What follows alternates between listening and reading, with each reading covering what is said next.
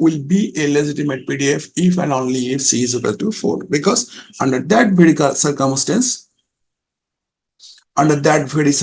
actually, the area under the PDF curve will be 1, which represents the total probability associated with the random variable. So what we now have that the PDF of random variable X is 1 over 4 x into the power minus x by 2 when x is non-negative and it is 0 otherwise. So we have solved the first part of the problem, and if we focus on the second part of the problem, it says that we need to find out the CDF of the random variable x, and as we mentioned in the last class, the CDF of any random variable actually is found by integrating its PDF from minus infinity up to x. So CDF, which is denoted by the letter capital F of random variable x, now is from 0 to x. If we integrate f of x for the value x dx, okay, here you can even write minus infinity to plus infinity, minus infinity to x. And now, since the random variable is defined only for non-negative value, the lower limit will be 0, upper limit still remains x, and f of x will be replaced by 1 over 4 times x e to the power minus 1 x by 2 dx. Once again, by applying integration by parts, what we will get, it will be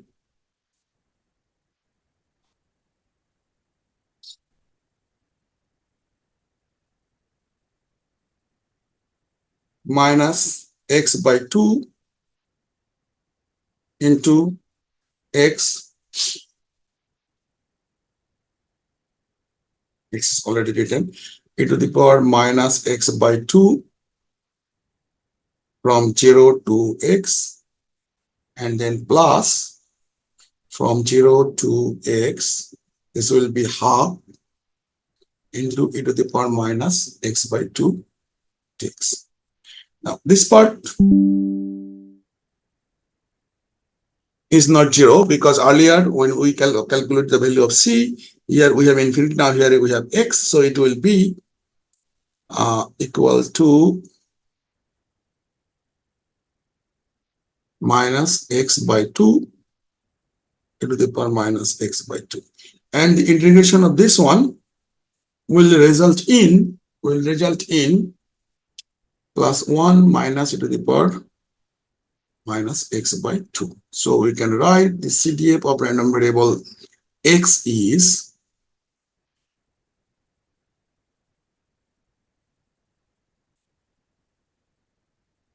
very quickly we can check that this actually is the actual CDF of random variable x, because we can also find the PDF of x from the CDF. As you can recall, it is the first order differentiation of the CDF. And now if you differentiate it, then it will produce this one. We need to apply the formula of UV. It will be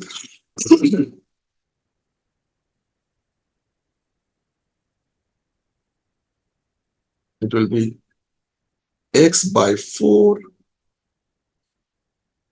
into e to the power minus x by 2, then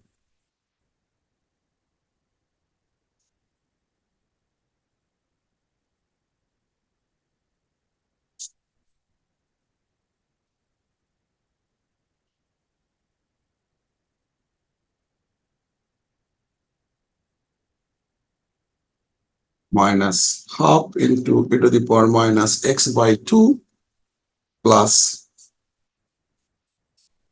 half into e to the power minus x by 2. This part and this part cancel out each other, so we are left with 1 over 4 into x to the power minus x by 2. And we see this is the same as this one, so we not only show that the PDF can actually be used to calculate the CDF, but also from the CDF we can get back the PDF as well. In the last class, we also have shown that the expected value of a discrete random variable x is defined as the weighted average of the values of x, where the values of x and the weight is the PMF of x. And to calculate the weighted average, we actually do this for all values of x. That is the finiteness of x. This is for discrete random variable. And for a continuous random variable, the very similar formula will become, the summation will be replaced by integration, and the PMF will be replaced by the PDF. Now, following the text, we can see an example where we will calculate the expected value of random variable y, where the PDF of y is given by 3 by 2 y squared, and y is defined from -1 to +1. And the PDF is 0 otherwise. If you draw the function, then you will find that the PDF function is an event function. And for event function, actually expected value are 0 unless there is differences in weight. And now, if we calculate the expected value by applying this formula, then we will find that the expected value of y is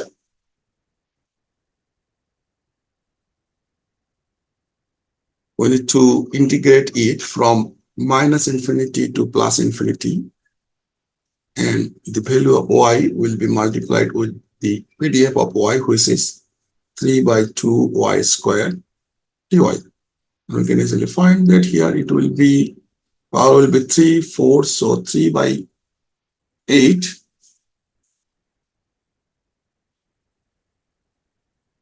y to the power 4 from -1 to +1. And as you can see, this will be 3 by 8, 1 minus 1, and so will produce a 0. Now, if we calculate the variance of x, so variance of y, then I think you can recall the formula for calculating the variance. We consider two formulas, two ways of calculating the variance. One was directly applying the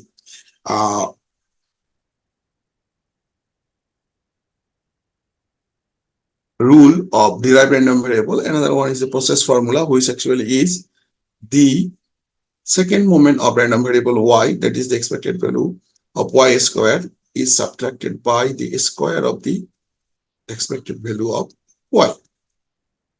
And we already have calculated the expected value of y. So the second moment of y, which is the expected value of y squared, is from -infinity to +infinity, y squared times 3 by 2 y squared d squared, and which will be 3 by 10 y to the power 5 with the limit -1 to +1. And you see now, actually, like here, it will not be 0 because the odd power will produce a negative value. And accordingly, we have 3 by 10 into 1 plus 1, which will be 3 by 5. And so the variance of y will be 3 by 5 minus 0, which will be 3 by 5. Also, we can calculate the variance, standard deviation of y, which will simply be the square root of the variance of y. And accordingly, it will be the square root of 3 by 5.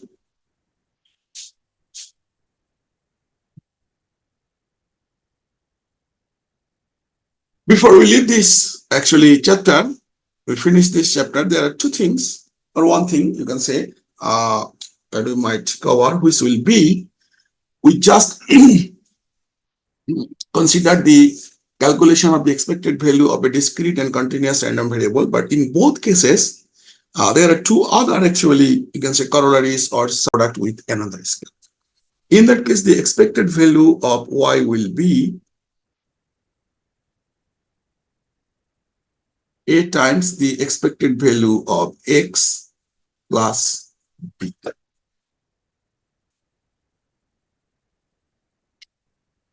And also there is another thing. If we define a random variable z as the sum of two random variables x plus y, or you can consider ax plus by, you can have a c constant, doesn't matter, like it will be there, then actually the expected value of z will be simply the expected value of x plus expected value of y. Definitely expected value of x will be multiplied by a and expected value of y will be multiplied by b. So we can conclude here that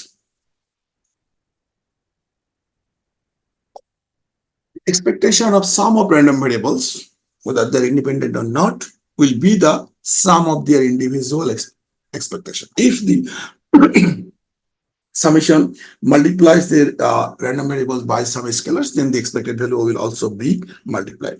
Finally, here the variance of y, not z, will be a square times the variance of x, and the b part will not be there. Since b is a constant added with all the y values, so the variance will not consider it. However, we cannot directly calculate the variance of z. Variance of z will require some special formula unless they are independent. If they are independent, then you can consider variance of z will be a times variance of x plus b times variance of y. But if x and y are not independent, which we will cover in a later chapter, then the simple formula that works for expectation will not work for variance. In fact, we'll at the time we'll define a new term. We'll call it, when two random variables actually are there, x and y, and we calculate the variance, then actually a new term will be introduced. We call it covariance, and a number of associated terms will be there: covariance, correlation coefficient, so on. So that finishes the current chapter, and actually we'll move on to a new thing. If you have any questions, then we can discuss. Is there any?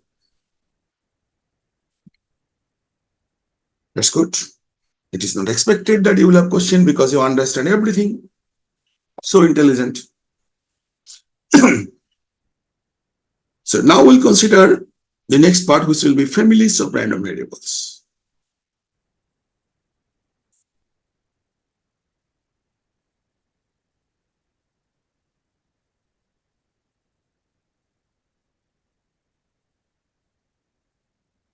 Families of random variables actually include some well-known random variables, and we will consider both discrete and continuous random variables. That's why we just wrote here random variables instead of writing discrete random variable or continuous random variable, because we will be covering both discrete and continuous random variables. First of all, what actually we understand by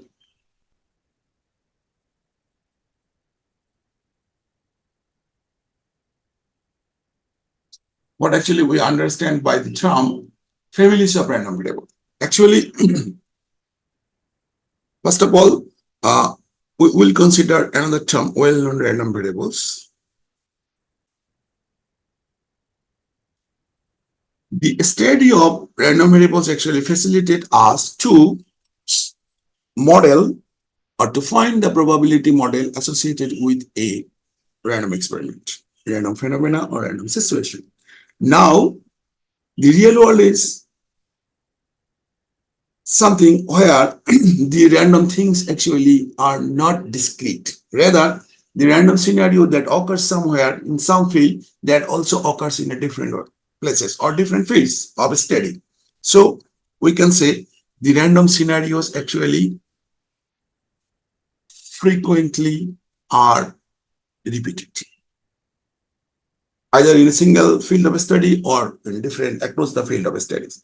Since we encounter similar types of random experiments again and again, so instead of developing the probability model of those random experiments individually, what we do, we actually extract the commonalities or the common features of those random experiments. And once we find that another random situation have or random situations share the same features, have the same commonalities, then actually instead of developing the probability model from the scratch, we just tell this actually follows the similar behavior of that random distribution or random experiment. So they too have definitely same probability distributions or probability models, or more specifically PMF, PDF, or CDF. And accordingly, we do not need to actually mention the or derive the probability models from the scratch. Instead, we can say this follows the probability. This follows the similar behavior of that experiment. So this experiment is this. So this will also follow the same probability models.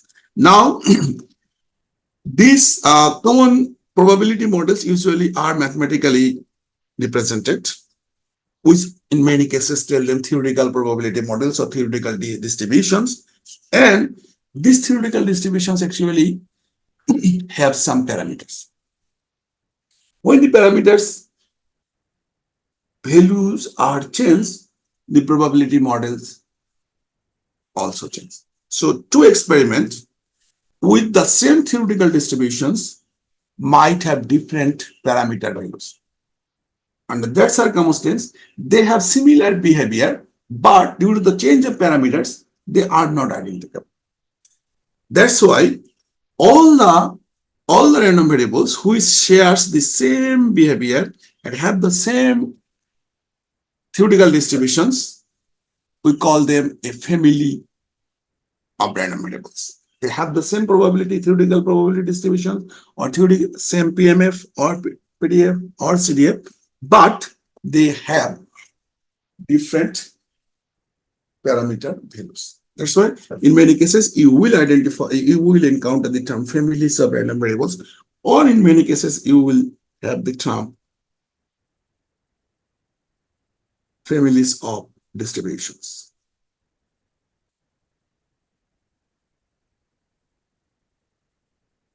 Following the text, we will consider in today's class a number of families of distributions, of which the first one will be the Bernoulli distributions or Bernoulli family of distributions.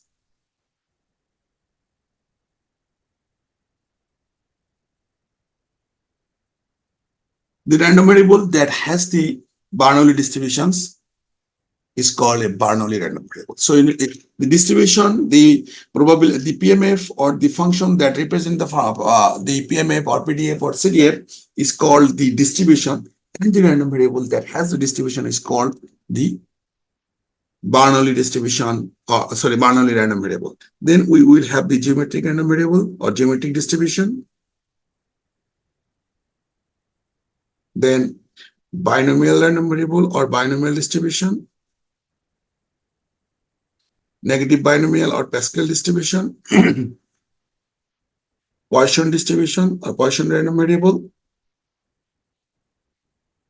Then we will have uniform. In many cases, you will find that many texts tell a discrete uniform distribution because we'll have a continuous counterpart of it. And finally, a hypergeometric distribution.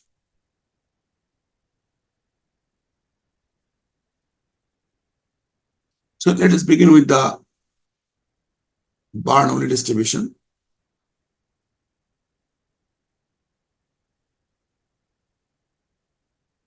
The Bernoulli distributions or the Bernoulli random variable actually is the simplest of all probability models or of all random variables or random or this family of distributions. It actually experiment for which the elements of the sample space or the outcomes can be categorized into two different types. And one type is assigned, or one type is considered as a success, and another type is considered as a failure. So if this is the sample space of an experiment, and note that today we are only considering the families of distributions that are associated with discrete random variables. So the elements of the sample space, that should be at least two, can be categorized. If there is only two, then one will be considered as a success,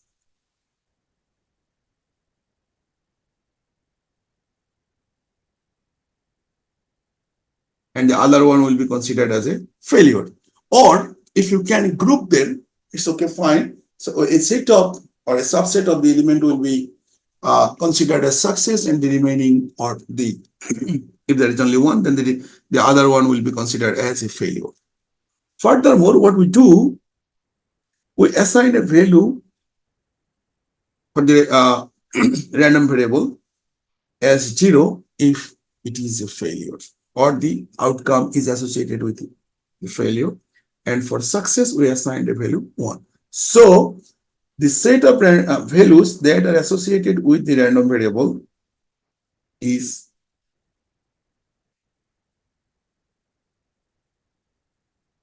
consisting of only two elements. One is 0 and 1, and another one is 1. 1 is associated with the outcome that we considered as failure, that could be single or multiple, and the 0 is associated with the outcomes that we considered as a failure, and 1 is associated with the outcome or outcomes that we consider as success. Also, we will have a parameter p with the random variable that will actually indicate the probability of success. And the PMF of random variable x will finally be defined as,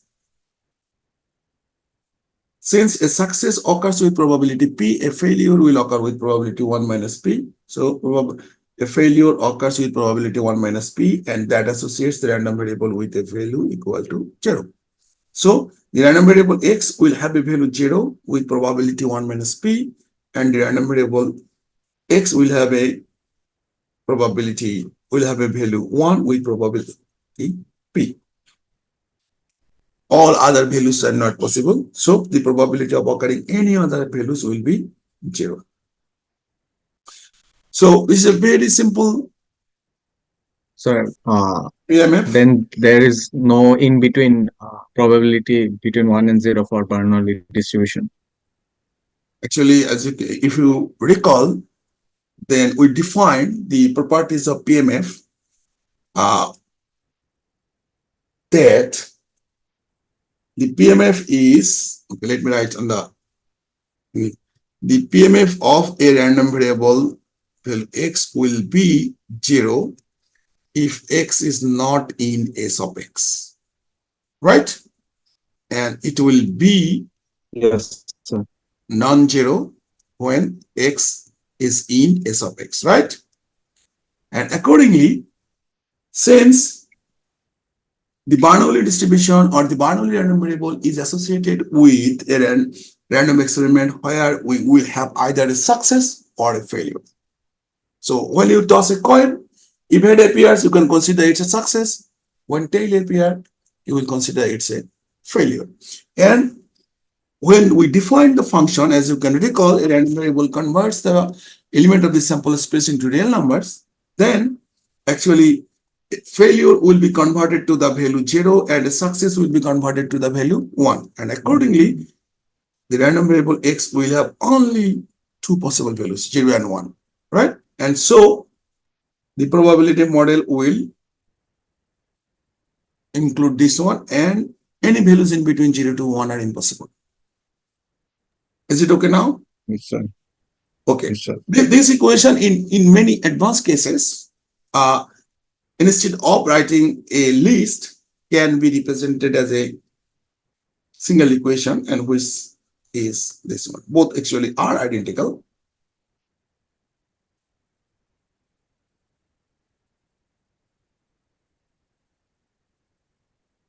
You see, when x is equal to 0, this part vanishes, and this becomes 1 minus p to the power 1, which is identical as this one. And when x is equal to 1, then actually this part actually becomes 1, and this becomes p. So these two actually are identical. Yeah. Even though the Bernoulli distribution or Bernoulli family of distributions and the Bernoulli random variables are very, very simple, but they are the building blocks of many experiments. Many experiments. We'll see few of them. Now, we'll consider the scenario topic. We call it the Bernoulli trials.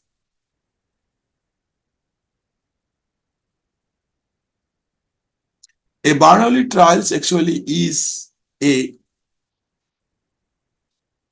sequence of Bernoulli experiments. That means if you execute a Bernoulli experiments again and again and again, then you will have a sequence of Bernoulli experiments.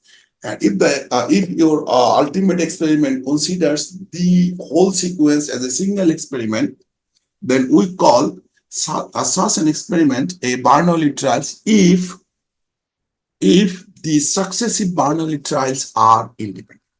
So a sequence of Bernoulli experiments which are independent constitutes a Bernoulli trials. For example, if you toss a coin number of times, then each of the tossings will be a single Bernoulli experiment. So if you toss the coin 5 times, then there will be 5 Bernoulli experiments, and we call such a sequence of Bernoulli experiments a Bernoulli trial if individual Bernoulli experiments are independent. That means one does not affect, right? And so we call a Bernoulli trials as a sequence of independent Bernoulli experiment. So a sequence of Bernoulli experiments. So tossing a coin repeatedly, sending a datagram one after another, and there are actually a lot of. Now, these three distributions that we call geometric, binomial, and Pascal, all of these three have Bernoulli experiments or Bernoulli distributions as their building blocks, as their so all these three are associated with Bernoulli trials. The first one is the geometric distribution.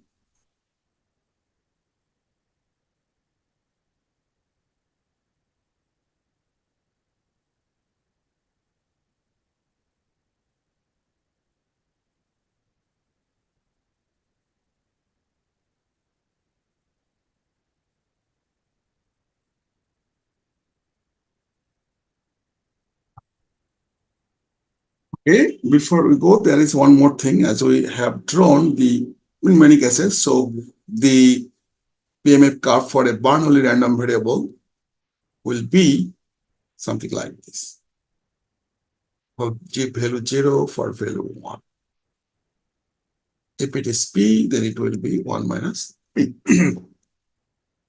Now we call it a random variable or a distribution geometric distribution, or the random variable has the geometric distribution if the PMF of the random variable is denoted by or given by this equation.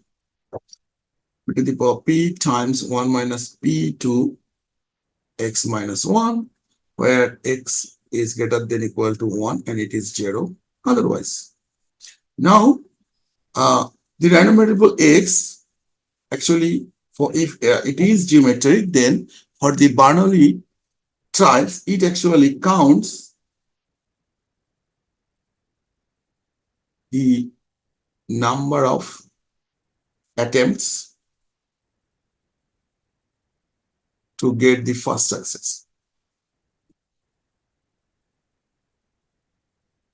The parameter is P. In many cases for Bernoulli, geometric or binomial, or sometimes we actually represent a probability distribution in this way. So if X is a random variable, this is a special symbol. It carries a special meaning. We read it as distributed as.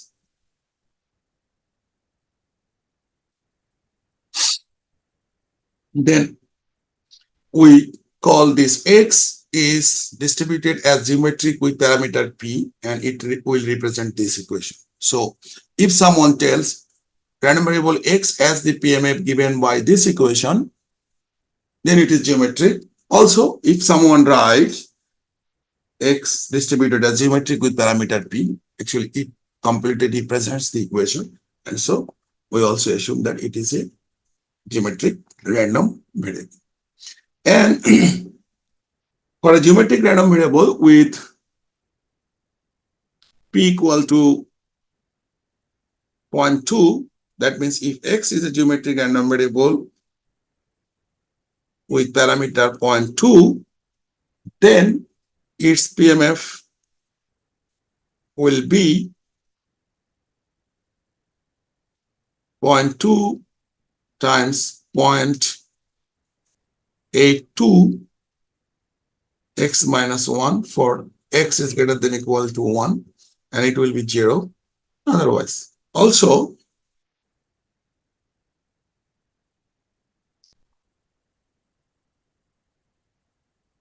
if you draw the PDF curve of the random variable, and you will find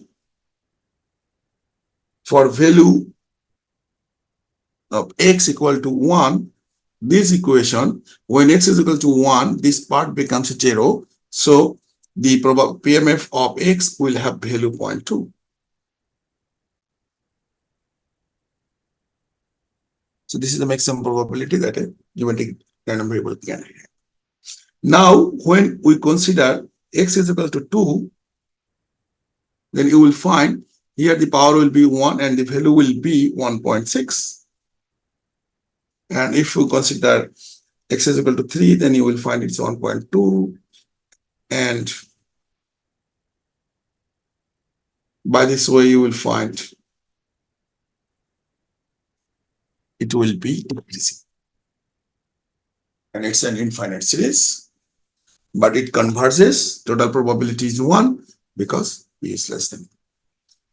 So this is what we call the geometric distribution or geometric random variables. Now, if we move on, then we'll have the binomial distribution. A random variable with binomial distribution actually usually is written in this way. It has two parameters. One is n, another one is p. So the binomial random variable also is associated with a Bernoulli trials.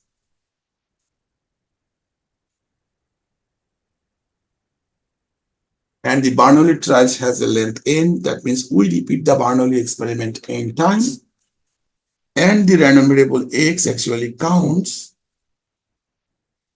in n repetition of the Bernoulli experiments the number of successes.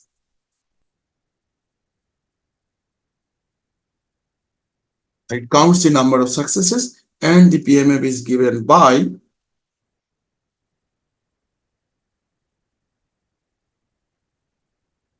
n choose x, p to the power x, 1 minus p to the power n minus x. Now, since x counts the number of successes, out of n tries, you can have at least 0 successes. That means you did not get any success. All n attempts produces failures, or you can have at most n successes. So the PMF has a value this one when x is in between 0 to 1, and it is 0 otherwise. Sir, So why? What is the significance of number of trials here? Okay. So, Actually, yes, what is the significance of n here? We didn't use number of trials for geometric distribution or Bernoulli distribution. right. So if Yes, sir. good question. Actually, how these three random variables are differentiated or four. This is a very good question and it's a very good challenge as well, especially for those who are learning these families of distributions for the first time. But I think you are very wise, intelligent. Many of you know this maybe. So it will not be a problem for you. But for you, if you ask, since you asked, so uh, the significance is that actually a random variable is associated with an experiment. The nature of the experiments actually produces the probability model. So the probability models actually are things that, as I mentioned since the beginning of this course, that a probability models mathematically describes the uncertainty associated with the random experiment. So here, the experiments that we are considering is a Bernoulli trials. That means we repeated the Bernoulli experiments. Now, question is why we did not consider n for the geometric distribution. In case of the geometric distributions, actually we repeat the Bernoulli experiment until the first success. So n actually is a variable here. On the other hand, and actually that's why n actually instead of n we use the term x, the number of attempts that you need to get the first success. On the other hand, uh, in case of a Bernoulli experiments, it is also a Bernoulli trials, but we actually executed the experiments a fixed number of times. We repeat the Bernoulli experiment a fixed number of times. And our goal is to identify number of successes. You can recall the experiment that we considered in chapter 1 actually has a probability model similar to this one where we sent 3 packets. Actually, the Yes, sir. experiment sends 3 packets or n packets. That's why the Bernoulli experiment is repeated 3 times. Here, the experiment is repeated n times. That means n packets are sent. N could have any value 10, 5, 15, 100, 500, right? But if Yes, it sir. is very large, then there will be a problem because calculating this one is for large value n is bit difficult. That's why n becomes a parameter. And P definitely is a parameter because in each Bernoulli experiment, we need to know the probability of success. I think you got the answer, right? Yes, sir. Okay. Now it's a binomial, and there are plenty of examples, problems associated with binomial experiments. One I can just tell you for your understanding. In data communication, I guess already you have learned or you have been taught parity checking. Yes, sir. So in parity checking, what we do, we add an additional bit with a symbol. Let's say we are sending a ASCII character that actually is a 7-bit character. Now we add an additional bit there as a parity checker. What we do in adding the bit, we either actually follow the even parity or odd parity. In case of even parity, we add the extra bit in such a way so that total number of ones will be even. Now, when the symbol now with 8 bits will be transmitted from one computer to another, then these 8 bits may or may not be changed. So in parity checking, what happens? In the receiving side, we actually count the number of ones. If we find the number of ones are still even, so now question is, if a 7-bit character is sent with one additional parity bit, then what is the probability that an error will occur, but the parity checker will not be able to detect it?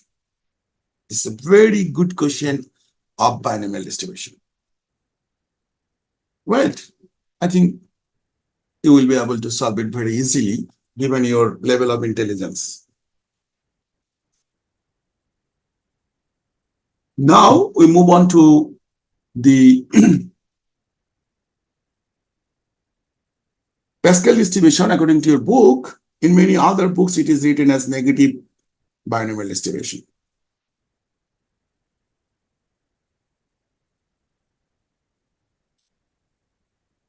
The Pascal distribution usually is like the binomial one. If the random variable is x, we write Pascal. It has two parameters, k and p. And it's also is associated with the Bernoulli trials.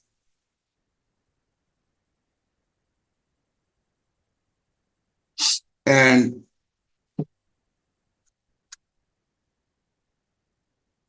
x actually counts number of attempts required to get k successes. So if we compare this one with the geometric distribution, we will find when k is equal to 1, then Pascal 1p actually is identical to geometric. So in case of geometric distribution, we count the number of repetition of the Bernoulli experiment to get the first success, which is a variable and a random variable. In Pascal, if we actually generalize it, then we actually look for k successes. In a geometric distribution, the experiment always ends with the first success. Here in Pascal distribution, experiment ends with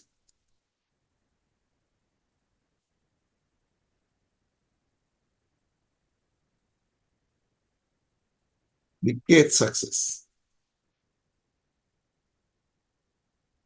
The experiment ends with the kth success, and if we actually consider the PMF of the random variable, then the PMF of the random variable is given by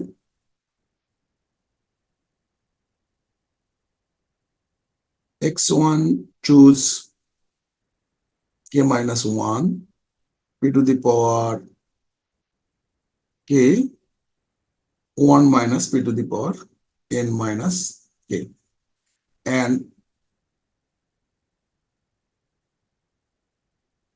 then it is x. We do not have a variable x minus k, where x can be as small as k, because to get k successes, you at least need to repeat the experiment k times. X can have a value k plus 1, k plus 2, and so on. And the PMF is 0 otherwise. Now, the derivation of the PMF is given in the book, and we can easily actually understand it. In a Pascal random variable, what happens if you repeat the experiment x times, then the probability that x is equal to x will simply be the probability that now it has two parts. What are the two parts? You have a success in the x attempt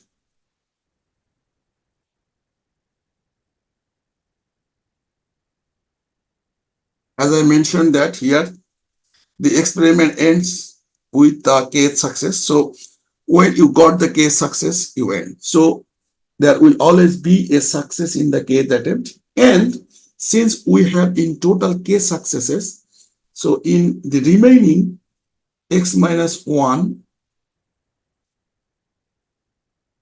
attempts, we'll have k minus A 1 minus success. one success. Right? And furthermore, if you consider this one as event A and this one as event B, then the probability that event A occurs is very simple, because here actually we have x minus 1 attempts produces k minus 1 successes. One more thing that actually you can consider in case of binomial distributions, we do not care about the order in which the successes occurs. But in Pascal distribution, we consider that the final attempt definitely will have a success. But in case of the remaining x minus 1 attempt, we do not care about the orders. So the probability that there will be k minus 1 successes in x minus 1 attempts actually is the Bernoulli probability. And so the probability of event A will be x minus 1 choose k minus 1 p to the power k minus 1 1 minus p to the power x minus 1 plus k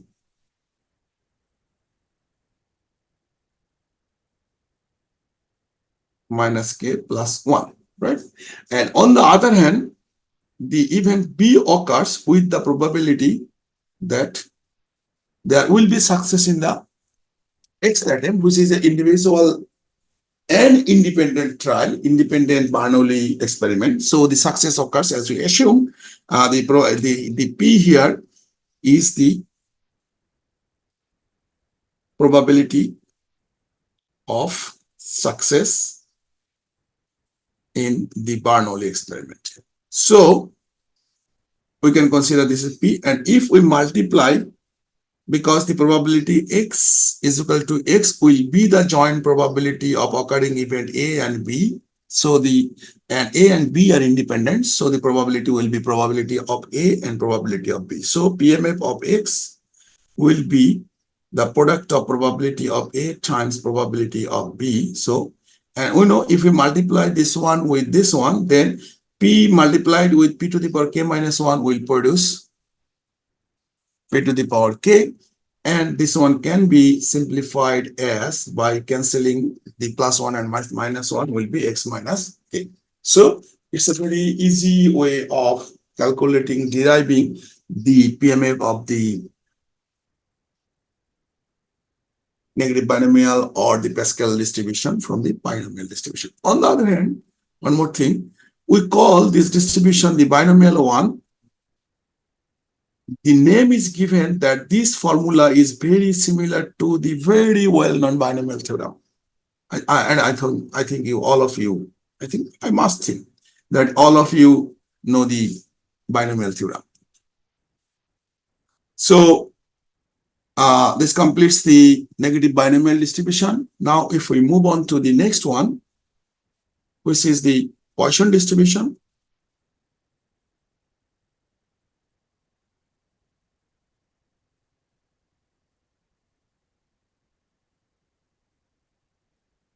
The Poisson distribution is one of the most important probability distributions. In many advanced modeling, we use the Poisson distributions, and it has a very close relation with the exponential distribution, which is a continuous distribution. The Poisson distribution actually is a approximation of the binomial distribution. In binomial distribution, when the n choose x, the values of n and x are very large, then actually calculating this product is very difficult. The factorials of n, when n is very large, actually it is very difficult. It is very difficult. And that's why in many cases, even we cannot, we usually do not calculate that. And to solve this problem, Actually, when n has a very large value, one of the approximation of the binomial, actually binomial has many other approximation as well. One of the usually is associated with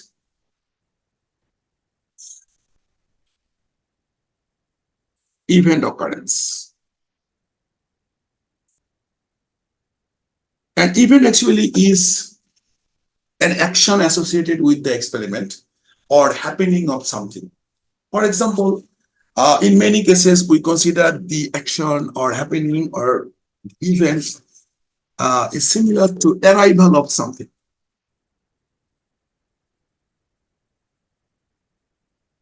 In that case, we call it arrival.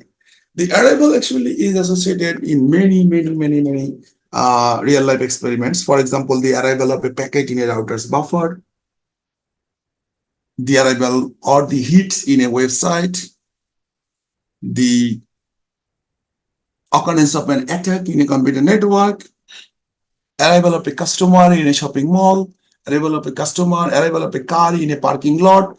So there are a lot of experiments where actually we consider arrival, and these arrival actually are given as average, which is number of arrivals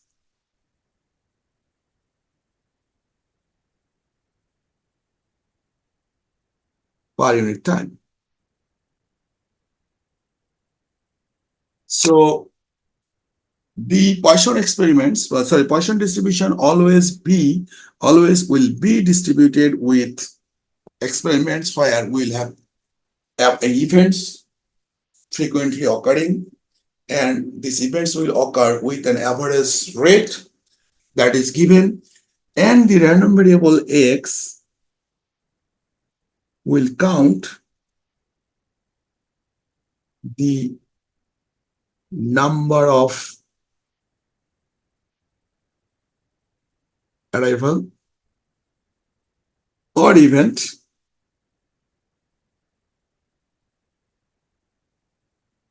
in a certain duration, in a period of time. And once again, if we consider the parameters associated with a Poisson random variables, Poisson distributions, then we will find one of the parameter will be lambda, which actually is the average rate, not the rate, average rate. And second one actually is the duration, total duration for which actually we want to count the value of x, the count the number of arrivals. So that one will be t.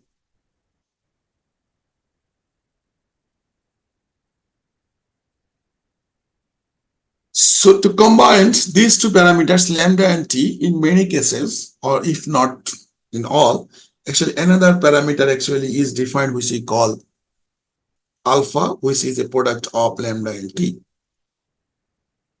So lambda represents the average arrival rate, and alpha represents the average rate in t. How many arrival will, what is the average number of arrival in t? Whereas lambda represents the average number of arrival in per unit time. And accordingly, we define the Poisson PMF or Poisson random variable as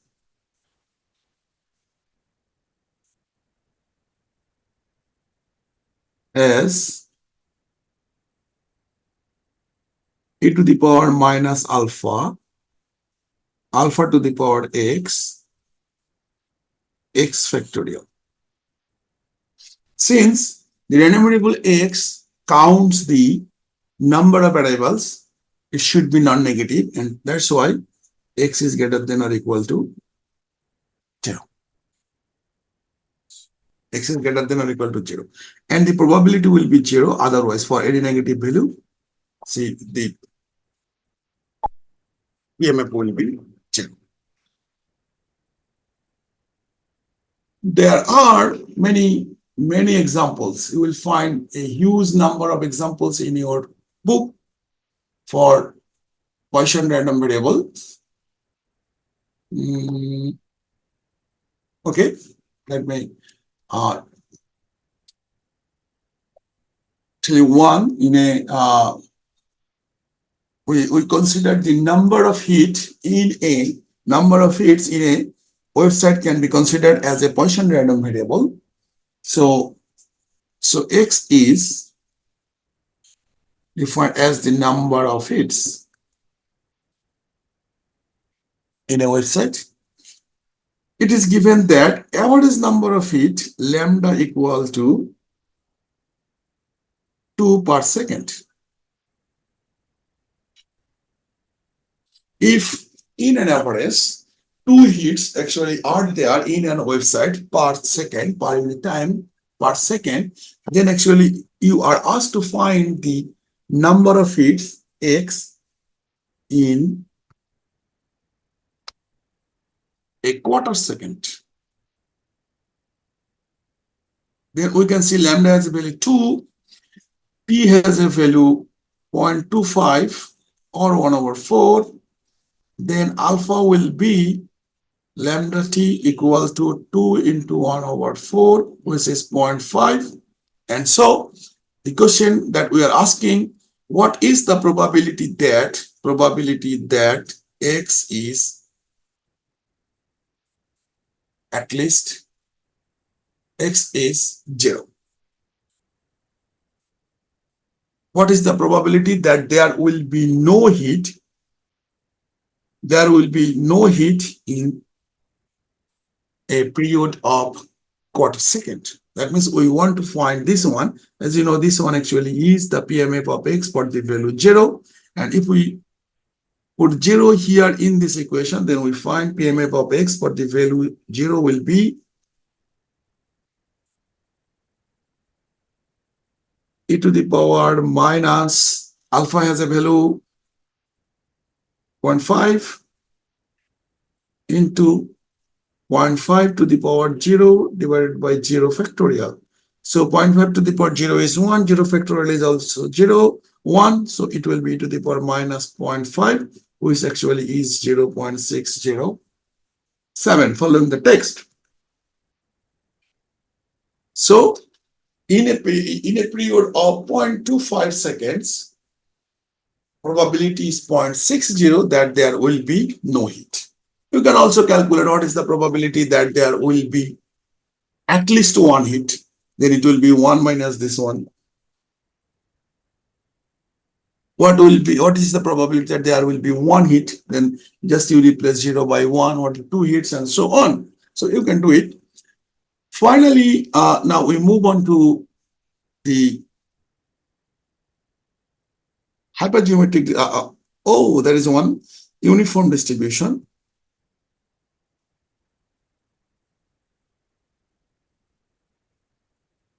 The uniform distribution actually tells that all the values associated with a random variable will be equally likely. So if S of x has n values, all will have the equal probability, and the PMF of x will be denoted by 1 over n for x is equal to x1 to xn, and it will be 0 otherwise. On the other hand, in many cases, instead of defining for n discrete values, a discrete random variable is defined for successive values. Successive values starting from k to l. So S of x is defined in this way. There will how many values are there? In this case, if there are n values in n, will have the value l minus k plus 1. And accordingly, the PMF of the random variable is defined l minus k plus 1 where x is equal to a plus 1 up to L, and it is 0 otherwise. Yes, what we have in the first case, we have the values are not taken from successive integers. Whether the values can be anything, The x1 can be 5, x2 can be 2010, on the x3 can be 2011. So we do not need to consider successive values, successive integers as the values of uniform random variable. But here, when we consider this one, the second part, it is successive integers, right? Now we move on to the final one, which actually is the hypergeometric distribution.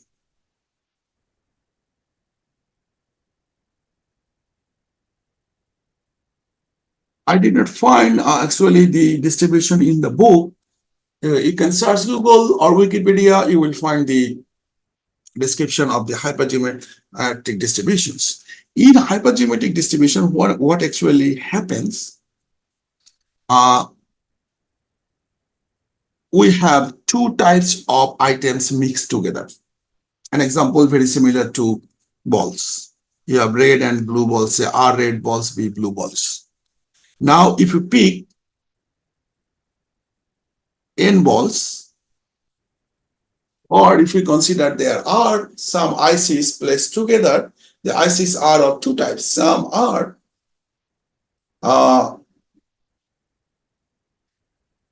erroneous and some others are actually perfect. This is the same as red balls, blue balls. Now you pick N ICs. What is the probability that out of N, there will be X erroneous ICs? Or if you pick N balls, what is the probability that there will be exactly X red balls? So the PMF of X, or the can be written as the X distributed as hypergeometric with will have a number of parameters. One is the number of red balls, number of blue balls, and how many balls you picked. Once you have this given, then you can calculate the PMF of a hypergeometric random variable by using this formula.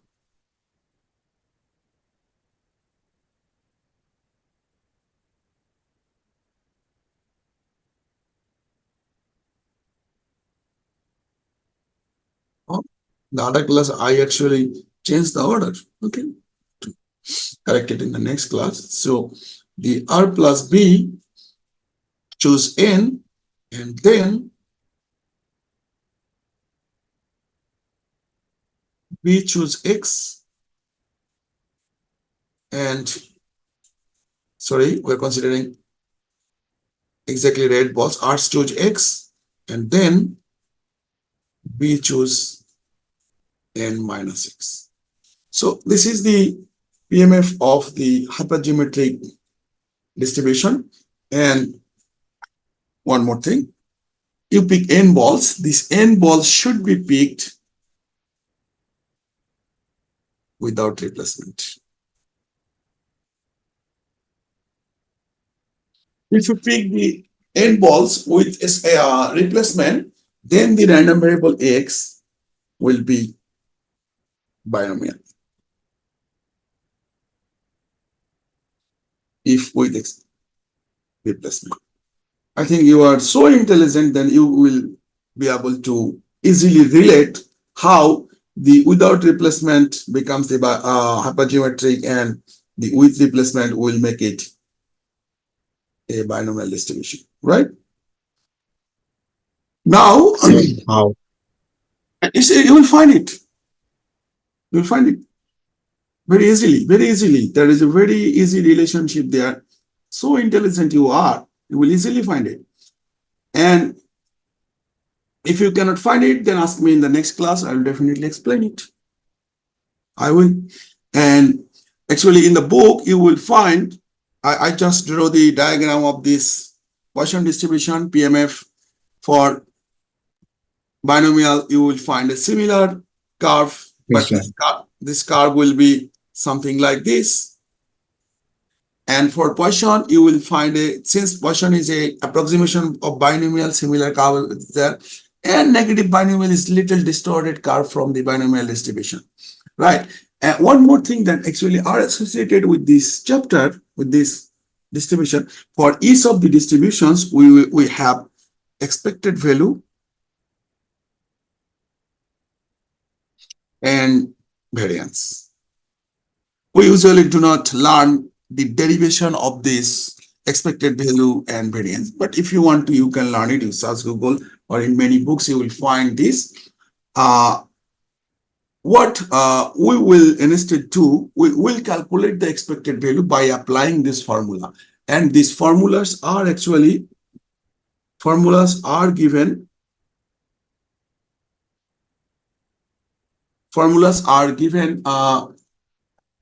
in the textbook.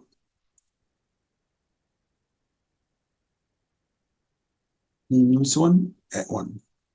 So here, as you can see, the random variables are here. The theorem 3.7 here.